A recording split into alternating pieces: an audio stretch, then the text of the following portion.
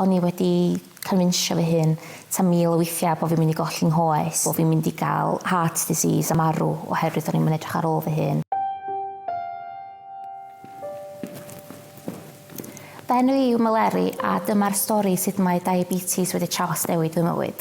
Gefais fy'n diagnosio fod glefyd siwgr math 1 pan o'n i'n 9 oed ac oedd o'n newid bywyd. Nes i ddeffro ac oedd gynnau fiaw o boen yn nghefn ac o mam ffat iawn reit, sy'n ni'n mynd eich lle doctor. Dwi'n cofio cyn mynd fewn i'r surgery, athon ni i'r siop a nath mam brynu botal diod iddo fi. Cyn iddyn ni hyd yn oed gallu prynu'r botal, o'n i di yfad y diod ac o'n i gael yn arall. Wedyn athon ni i'r stafell aros, o'na bosteri ar y wal yn deud does your child have diabetes. Ac oedd mam yn sbio arnyn nhw ac oedd gyda fi'r symptomau i gyd, sychedig, codi'n y nos, fynd i'r toilet, pasio dŵr lot, dim llawer appetite, colli pwysa. Wedyn nath ni fewn at y doctor a gwna urine sample gyntaf. Nath i roi'r strip head i fewn ac yn syth nath y lliwiau droi'n ddu a nath i ddeud iawn dwi'n referio chdi ysbyty Gwynedd rwan.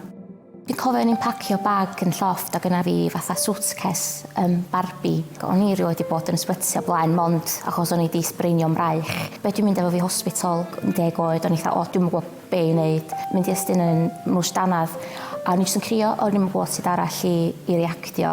O'n i'n gofyn mam sy'n bod efo fi, o'n i'n mynd all, o'n i mor wael.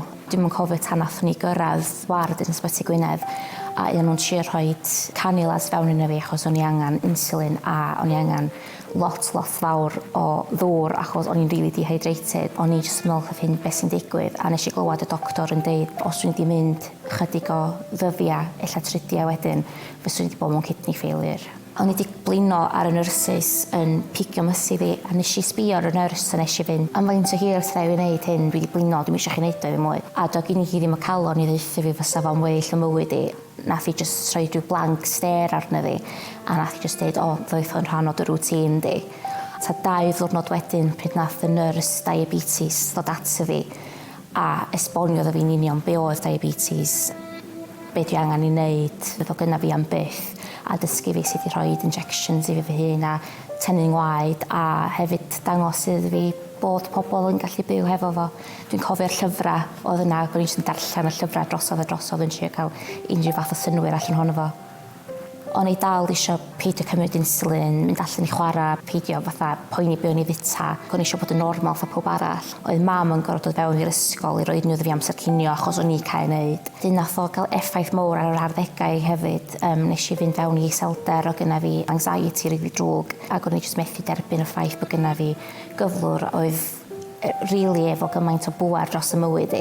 Doedd o ddim tan o'n i'n tua 18-19 nes i dderbyn, dwi'n diabetic, dwi angen neud pethau rwan i edrych ar ôl fy hun, fedra i ddim anwybyddu bod arno fi a dy gyna nes i ddechrau trio controlio fo fy hun. Hyn oedd a ifanc o'n i'n teimlo fatha bod wedi colli darn ohono fi. O'n i'n gorfod dysgu sut i fyw eto. Dwi'n cofio diwrnod cyntaf fi'n yr ysgol uwchradd, o'n i'n cymryd injection ar y iard a nath na hogan wedi ffric arno fi. Ac ar ôl hynna nes i ddim cymryd injection yn public tan o'n i'n 18-19. O'n i'n mynd i'r toiled a cuddiad achos o'n i'n meddwl o'n i'n ffric.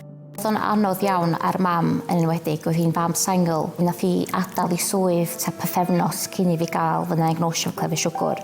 Felly oedd hi ar gael yna iddo fi i edrych ar ôl fi. Nath hi ddim dechrau gweithio nôl tan o'n i'n blwyddyn 8, dwi'n meddwl.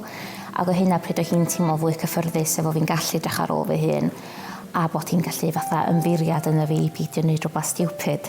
Hi oedd edrych ar ôl fi, hi oedd yn edrych ar ôl y glefyd siwgr oherwydd o'n i anwybyddu, o'n i'n actio fatha oedd o ddim yn bodoli. Felly oedd o wedi cymryd drosodd i bywyd hi hefyd yn hytrach na just y mywyd i. Dwi'n credu pan mae o'n dod i'r link na sydd rhwng glefyd siwgr a iechyd meddwl, does yna ddim llawer o ddealltwriaeth. Yn mynd drwy hyn yn yr arddegau, yr ateb o'n i'n gael oedd rhaid chdi ffocysu ar dy glefyd siwgr gyntaf cyn i chdi wella yn byd arall, neu oedd o rhaid chdi ffocysu ar dy iechyd meddwl gyntaf cyn yn byd arall. Ac oedd o jyst yn teimlo fatha bod 2 dîm yn cwff yn erbyn ei gilydd yn lle dod yn ynghyd i helpu. Os o'n i'n mynd ar Google rwan a rhoi depression, diabetes i fewn, fysa 'na nifer o blogyn dod fewn, nifer o efannau'n dod fewn. Fatha llawer o bobl wedi gwneud fideos a falle ar YouTube erbyn hyn. Ond pan o'n i'n mynd drwyddo fo ta 10 mlynedd yn ôl, o'n na ddim byd ac o'n i'n teimlo fatha sa'n well swn i ddim yma oherwydd fi oedd yr unig un oedd yn teimlo fel 'a. Felly mae genna fi diabetes math 1 a mae o'n gyflwr autoimmune sydd yn digwydd pan mae'r pancreas ddim yn creu'r hormon insulin. Mae'n gallu bod oherwydd bod yna rhyw virus digwydd, neu mae'n gallu bod yn trauma, so allan bod yna rhywbeth mawr wedi digwydd yn eich bywyd a mae'r corff jyst yn dewis ymosod ar ei hun. So dwi'n gorfod checio fy ngwaed, glwcos yn ngwaed bob diwrnod. Dwi'n neud o tua 8 gwaith y diwrnod. A wedyn dwi'n gorfod cael chwistrell insulin wedyn, so mae hwnna efo bob pryd ac yn mynd i gwely. A dwi'n neud fyny at tua 8 injection ar y funud hefyd y diwrnod sydd yn ormod, ond mae'n gweithio iddo fi. Mae type 1 yn autoimmune, does am byd fyddwch chi'n neud i rwystro fo, ac os da chi'n gael o, da chi'n victim ohono fo, does da ddim ffordd allan, mae gynnach chi am byth. Ond mae type 2 mae o'n fwy o lifestyle a health, felly os da chi yn overweight, neu os da chi'n bita soffach, neu os da chi'n mynd digon o exercise, mae corff chi jyst yn mynd yn insulin resistant, a wedyn mae type 2 diabetes yn digwydd. Dwi wedi cael lot o bobl yn deud wrtho fi dros y blynyddoedd, o leia dydy ddim yn life-threatening, oh, it's not going to kill you. Ac y peth ydy yndi mae o. Dwi'n meddwl bod hynna wedi ategu llawer at fy iechyd meddwl i hefyd yn fy arddegau.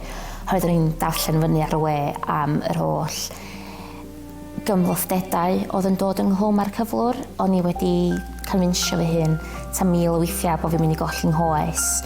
O'n i wedi confinsio fy hun bod fi'n mynd i gael heart disease a marw oherwydd o'n i'n mynd edrych ar ôl fy hun. O'n i hefyd wedi penderfynu ar un pwynt bod fi'n mynd yn ddall, ond yr oll o'n i angen o'i sbectol newydd.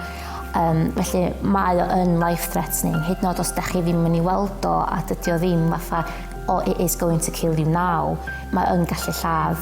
Yn enwedig pan mae'n dod i pan da ni'n camdrin insulin.